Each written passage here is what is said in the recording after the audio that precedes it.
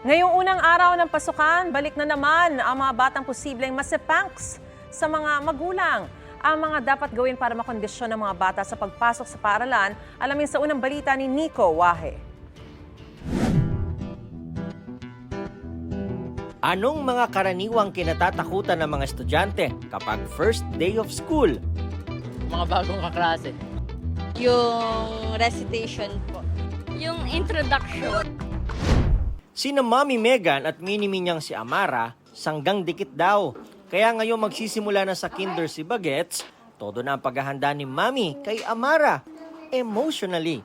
Baby kasi siya, so yun yung iniingatan ko na parang maging emotionally ready rin yung bata na hindi siya matakot.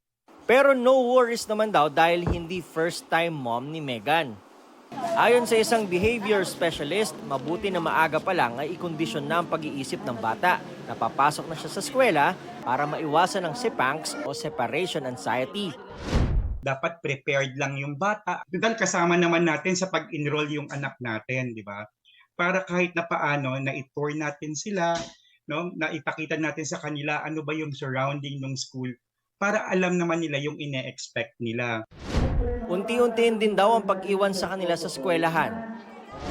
Sana yung nanay wag niyang iiwan muna yung anak niya or yung parang nakikita siya from a distance ng anak niya. So kahit nandito ako, yung mom ko pala, nandoon siya sa labas, no? Nagbabantay siya sa akin. Makatutulong din daw na maging honest palagi sa mga anak para maiwasan ang anxiety. Ang ibang magulang naman na gaya ni John, banding sa pamimili ng school supply ang paraan para makuha ang loob ng anak. Mabibili po yung gusto niya, masusunod po. Magandang pamamaraan din daw yan.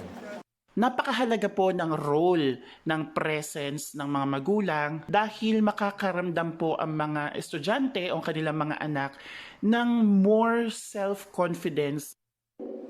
First time sa school o hindi, iisa ang tiyak. Suporta ng magulang kailangan para lalong ganahan mag-aral ang mga kabataan.